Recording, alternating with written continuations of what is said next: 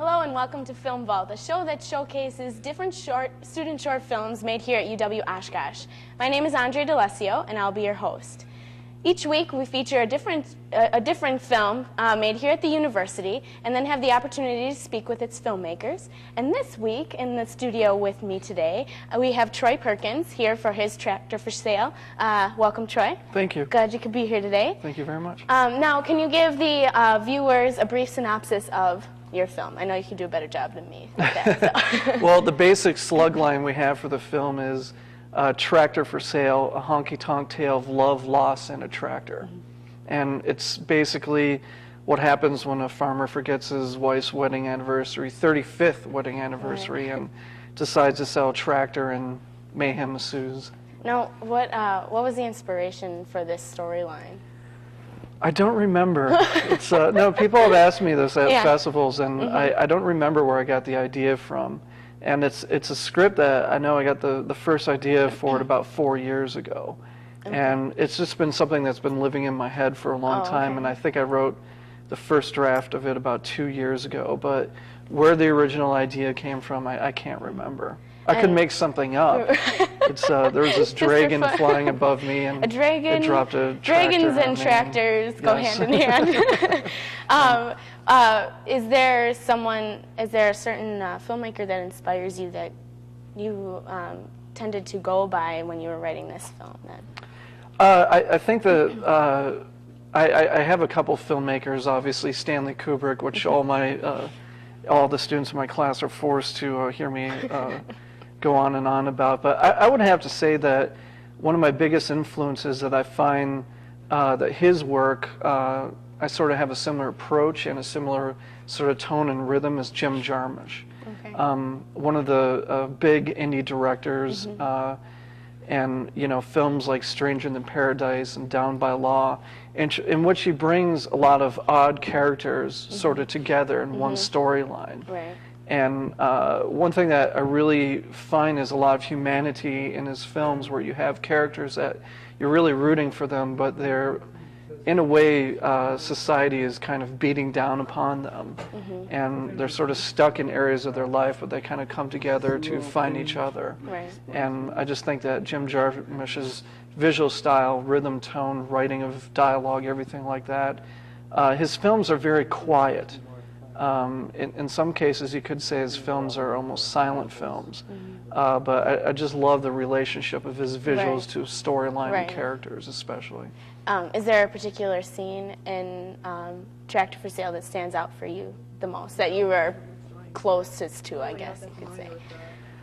Well, it's I've seen it a few times. Right. I would say that the most important scene for me in the entire film. And that's a very good question you asked, because there are scenes in there that sometimes you feel like, okay, is this just moving the story forward? Or how does this really fit in with the character? And originally, I had always thought of this just as a comedy. And when I studied more and more comedic films and directors and their approach to the work, I found the important relationship between comedy and real human emotion that the audience can relate to. And so Tractor for Sale at that point turned from a comedy into a love story that's funny. Right. And so I think that the key moment for me is when he's walking down the street and stops on the street and looks in the window to see the Alaska poster. And his reaction shot to the Alaska poster, I think, is the most important shot in the entire film, because it really shows his emotion and his need, not only to get this gift, but it really shows how much he loves his wife and how much he really wants to make this happen. That it's no longer just, oops, I forgot a wedding anniversary and I need to get a gift. It's, I really love my wife and this is what I want to do for her.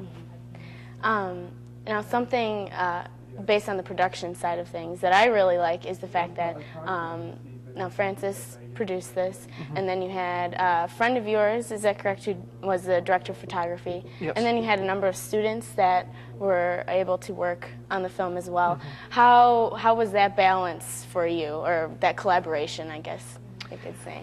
Well, the collaboration, I mean, we were pretty nervous about it, but it's, what happened is that when I was a student here in undergrad, you know, I directed several films, and pretty much the top cinematography student who was shooting a lot of other films, including my own, Michael Hartzell, and we became good friends and everything. And after graduation, he went to Minneapolis, I went to New York, you know, to go to grad school. He went to start working as electric and working his way up to gaffer, cinematographer. And so we just kind of lost touch with each other over the years. And it was how it actually came about where we got together was because of my wife Frances and his girlfriend Megan. That for some reason Frances had to talk to the Minnesota Film Office and started talking to Megan, and they were talking back and forth, and at some point was like, wait a minute, do you know Troy Perkins, do you know Michael Hartzell? And that's when we first started talking, and so I sent him the script for Tractor for Sale, and we just had a great relationship and talk about it, and started talking about the visual style, and so that worked really well. And then we started talking about just the collaboration with students, and we were shocked by how many students were interested in working on it. And the first few days were a little rough, and I think that a lot of the students will even admit that it was a little bit rough of just getting things going. But on the third day and for the rest of the shoot, things went extremely well.